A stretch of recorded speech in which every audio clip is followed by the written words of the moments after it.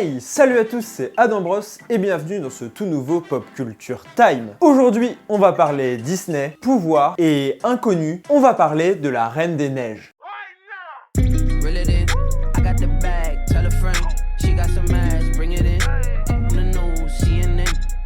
Et comme très souvent avec les films d'animation Disney, le projet d'adaptation de la Reine des Neiges remonte à pas mal de temps. En fait, à l'époque, Walt Disney avait prévu de faire un film centré sur l'auteur, donc des contes de la Reine des Neiges, et qui serait entrecoupé de moments d'animation où seraient racontés les contes, et notamment celui de la Reine des Neiges. Au début des années 2000, un nouveau projet d'adaptation sur le conte de la Reine des Neiges est lancé, mais il n'aboutit pas. En fait, l'histoire est extrêmement sombre et très complexe à adapter, surtout pour un public enfantin. Le projet sera relancé une troisième fois en 2011 en animation 3D. Et à partir de 2011, le scénario a changé à plusieurs reprises, notamment vis-à-vis de plusieurs personnages. À la base, c'était Elsa qui devait être la méchante de l'histoire. Et non pas Hans. Parce qu'en réalité, on pourrait donner beaucoup de messages d'explication différents au film, et c'est le principe, hein. Disney n'a pas souvent qu'un seul message, mais plusieurs regroupés, plus ou moins sous-jacents dans le film.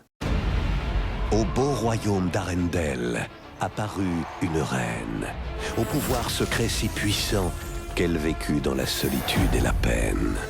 Mais il faut en choisir un, et moi j'en ai trouvé un qui m'a sauté aux yeux quand j'ai vu le film et que je trouve plutôt intéressant, c'est la peur et le rejet de l'inconnu ou de ce qui est étranger. En effet, la problématique principale du film, selon moi, c'est la peur et le rejet que vit Elsa vis-à-vis des autres, parce qu'elle est vue comme différente et comme du coup étrangère un peu. Et je dis ça par rapport à ses pouvoirs évidemment.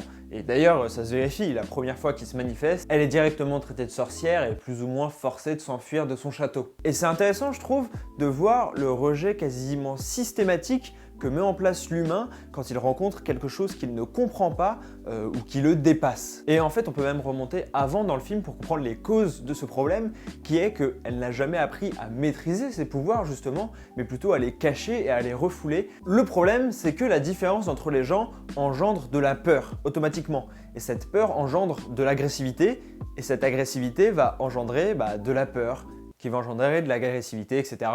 Vous avez compris. C'est vrai que quand on y réfléchit un peu et qu'on prend du recul, c'est pas logique, c'est pas parce que c'est différent que ça doit forcément nous faire peur. Et j'ai trouvé plusieurs explications, et notamment une que j'ai trouvée très intéressante. Il y a pas mal de philosophes et même de psychologues qui expliquent que si jamais on a peur des gens un peu différents de nous, c'est justement parce qu'ils nous ressemblent et non pas tant par leur différence. En réalité, ils parlent d'un espèce de miroir noir qu'on essayerait de refouler. Quand on voit quelqu'un qui est différent de nous, on voit surtout les ressemblances qu'on a avec lui. Et ça se vérifie entre Elsa et Anna. Elles sont toutes les deux sœurs et en réalité, ce qui fait peur aux parents, c'est les points communs qu'ont les deux sœurs et qui pourraient donc se rapprocher, alors qu'en réalité elles sont différentes. Et c'est cette ambiguïté justement entre nos ressemblances et nos différences qui font qu'on est un peu perdu, qu'on sait pas trop quoi penser, et donc le réflexe humain premier, c'est la peur. Parce qu'effectivement, c'est très perturbant pour le cerveau humain de voir quelqu'un qui est comme nous, mais qui ne l'est pas. Par exemple, si demain on découvre qu'un homme a des super pouvoirs, genre de voler,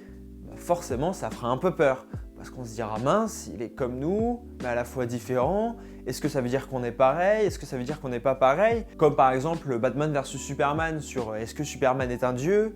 Est-ce qu'il doit être traité comme un humain? Et on le voit bien dans ce film, qui est pourtant selon moi loin d'être parfait, il y a tout de suite un rejet du super-héros, et donc là, en l'occurrence, c'est Elsa avec ses super-pouvoirs. On préfère nier la réalité et nier que cette personne un peu différente existe. Surtout qu'en l'occurrence, puisque ce sont des pouvoirs magiques, il y a aussi la peur de ce qui nous dépasse. Et je citerai Pascal qui disait « Le silence éternel de ces espaces infinis m'effraie. Ce qui est beaucoup trop grand pour nous est tellement dur à conceptualiser dans notre tête que comme je l'ai dit tout à l'heure, quand le cerveau est confus, il prend peur. » C'est à la fois de cette ambiguïté très étrange qui est que la personne nous ressemble mais pas tellement, et à la fois de cette peur de l'infini, de l'immense, de quelque chose qu'on ne comprend pas, qu'on ne maîtrise pas, qui est beaucoup trop grand pour nous. En l'occurrence, les pouvoirs d'Elsa. Elsa! De la sorcellerie. Et sous une neige éternelle, le pays tout entier resta figé. Tout est gelé. Je vous en prie, n'approchez pas! Elsa!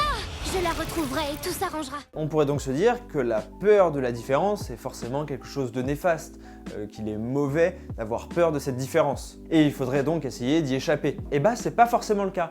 Par exemple, Nietzsche explique que c'est la peur de l'inconnu qui nous pousse justement vers la connaissance. Ainsi, dans Le Gai Savoir, il dit, et je cite, « Ne serait-ce pas l'instinct de la crainte qui nous incite à connaître ?» Comme je vous l'ai expliqué tout à l'heure, quand le cerveau est confus et ne parvient pas à comprendre, il prend peur. Pour éviter cette peur, il cherche à comprendre comment cela est possible. Il peut chercher par exemple à comprendre l'origine des pouvoirs d'Elsa, comment ça fonctionne, etc. Et à partir du moment où il a compris d'où ça vient, d'où vient cette différence, il l'accepte beaucoup mieux et n'en a plus du tout peur parce qu'il la comprend. Mais on peut se dire que s'il n'y avait pas eu ce rejet de la différence et de l'étranger au début, eh ben, il n'y aurait pas eu cette quête de connaissance pour justement combler cette peur. Nietzsche rajoute que ramener quelque chose d'inconnu à quelque chose de connu allège, tranquillise et satisfait l'esprit. Donc la peur de la différence peut être vue comme la première étape d'un enrichissement bien plus que comme quelque chose de néfaste. Bon, voilà, je sais que c'est pas mal abstrait, j'espère avoir été assez clair, je vais mettre des petits bandeaux pour vous expliquer,